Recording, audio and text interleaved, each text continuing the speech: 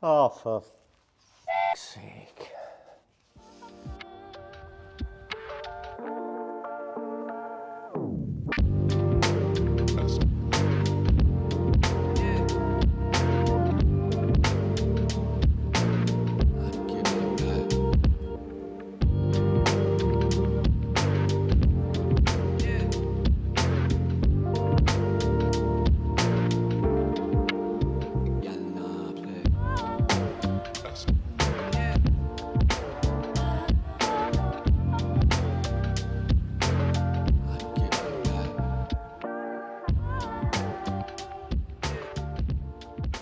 As you can see, just put the dashboard in. It's just loosely fitted with some screws at the moment, just to hold it in place.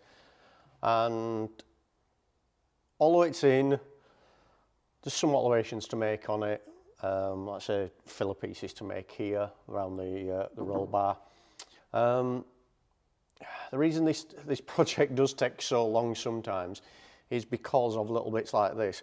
I've spent the last 20 minutes looking at pictures of original gull wings because I thought the clock went bang in the centre, but it doesn't. It actually does go off to the left hand side towards the passenger. So just discovered that after I messed about trying to set it in the middle, which it shouldn't be. And then I've just thought, oh yeah, that's fine, that looks great. And then I've looked from the back, so the position that you're looking at now, and the binnacle here, it just doesn't look right. And as you can see, I don't know if you can pick it up, it's slightly down on this side, probably only by about 5 mil, and you can't see it when you're inside the car. However, you can, let's say, you can see it from the back. The dashboard's level with crash bars, everything like that. It's just that binnacle is down on the left-hand side, and that will annoy me. Even though you probably, nobody's even going to notice it, but you've got to do these little things. So what I'm going to do is I am going to spend probably the next couple of hours now cutting that and making that better.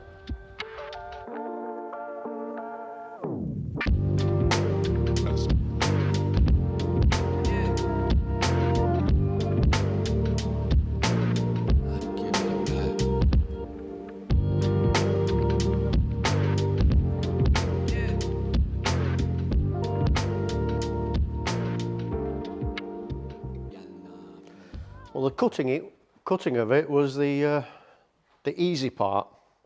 As you can see, it actually does, even though I've only took a little bit out, I'll show you how much I've took out. So originally it was there, so now it's dropped it down.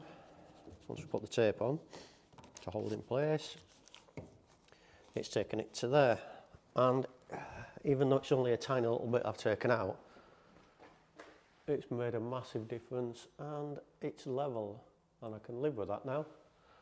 So I've just got to fiberglass the binnacle back in, and also as well trim around here, but I have to leave obviously a gap for the leather to go in and for us to be able to get the dashboard in and out. So that's what I'll do now. Glass fibered the dashboard and made it a lot wider, and it allows me then to obviously cut it for around the roll bar. I've just put some cardboard, I made a cardboard template of the dashboard and what it needed to be like. So if I take this off now,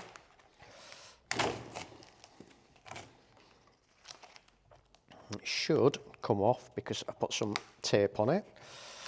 There we go. So that's my little template that I made.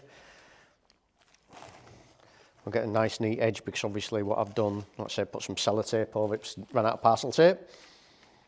And all I'll do now is I can see where obviously that section is. So I'm gonna trim, which way is it? That way, yeah. So that goes there. And I shall just mark that out like so. That's from a roll bar. And I shall just trim that out. And then I'm going to do exactly the same with the other side. So the other side I've done the same as well, so I've made a little template behind it. And the top of the dashboard, all I've done where I cut it, so obviously that's where I cut it and dropped it down. So now just put some glass fibre behind it, mat behind it. What I'll do now is I'll use some of the glass fibre filler, and I'll just straighten all this out and get it all nice and neat and put that edge back in, but that's nice and level now. I can put these two together and then we should be able to put them back in the car.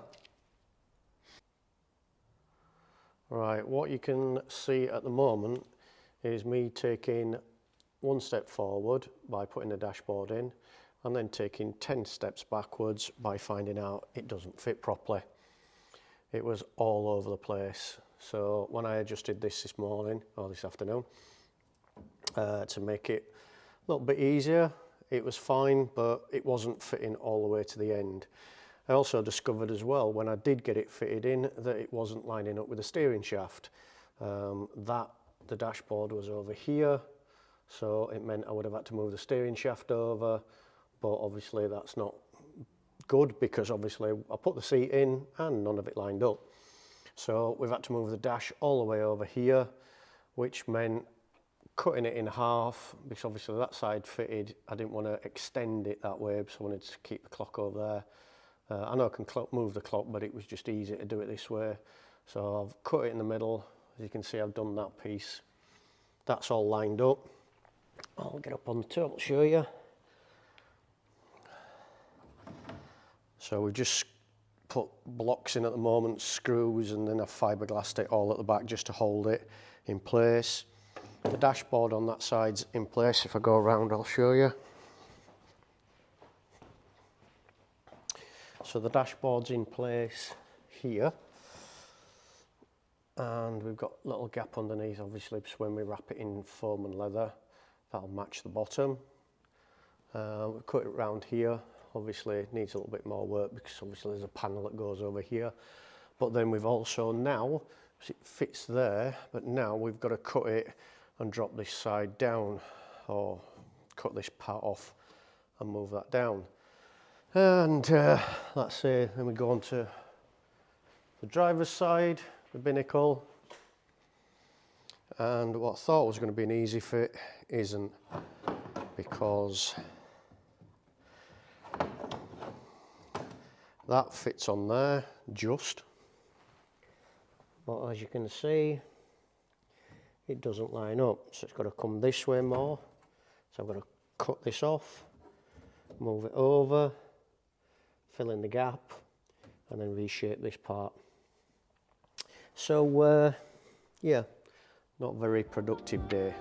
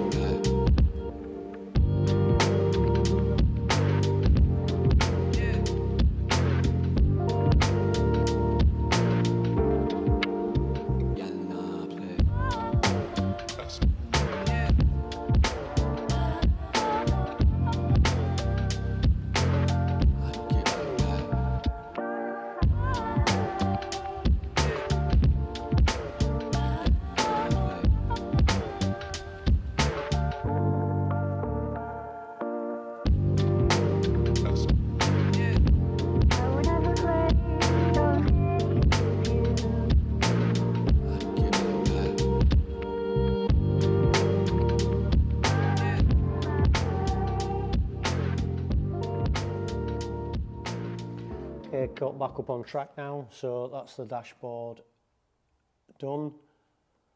Not the prettiest of things, but it's, well, not done, but it's fiberglass together now. So there's a few little bits that I need to do on it. Obviously tomorrow, or yeah, it's going to be tomorrow now, because obviously it's too late in the day. What do you think, Alex? Yeah, I know. Right. So we're just going to leave this, probably leave it over the weekend now, but it's in. it's jointed together. Then once it's all solid, I can take it apart and fiberglass it underneath as well.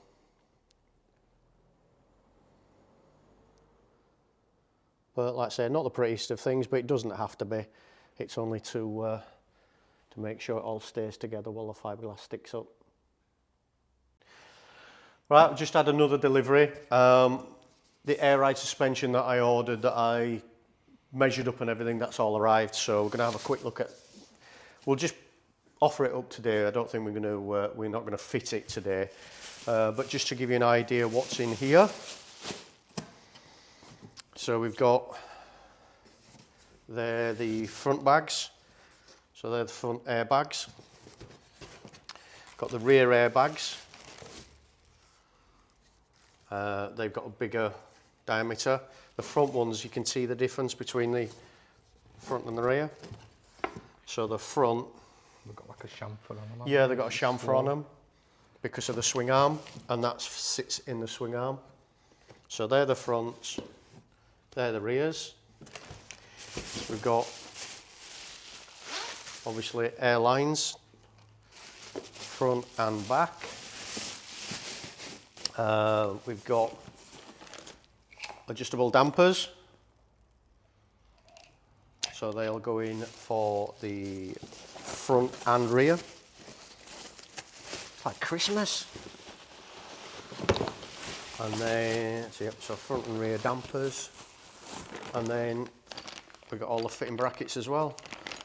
All the fitting plates, all the airlines, the hoses, so everything's there. So we just need to get we've got management upstairs, haven't we? Yeah. So we've got management, we've got a tank upstairs, we've got a compressor, a new compressor.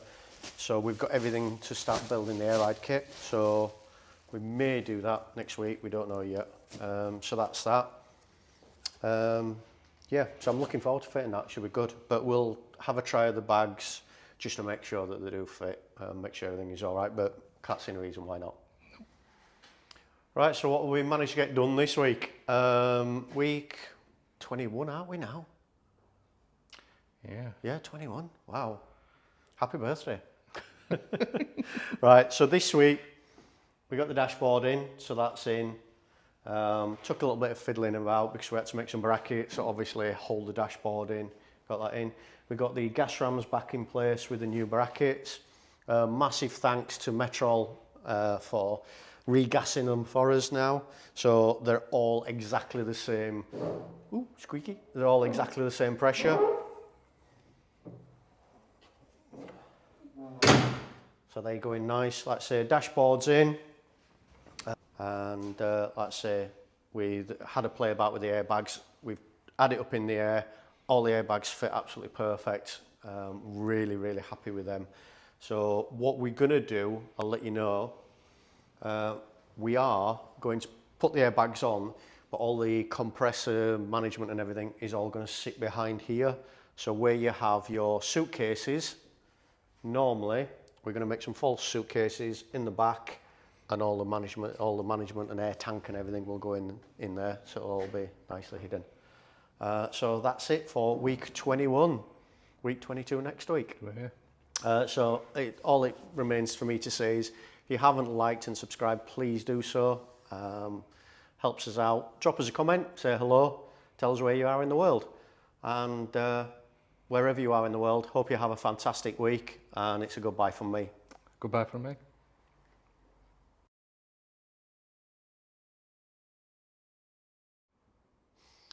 All right, if you just watched the outro and you were looking for some bloopers or mistakes or whatever, then this is up there with them. So I've just come in this morning, it's Saturday morning, so I thought I'm going to come in and I'm going to take this dashboard out and just fiberglass the back of it, that we did obviously yesterday. So I'm just going to remove that. And as I walked in, as you can see, the Merc is sat very low. And it's not because it's on air ride. We haven't put that in, obviously, yet. Oh, for f***'s sake.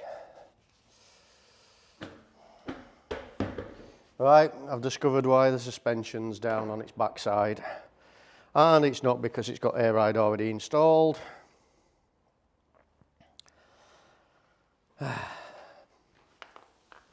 Our temporary suspension fix of a bit of timber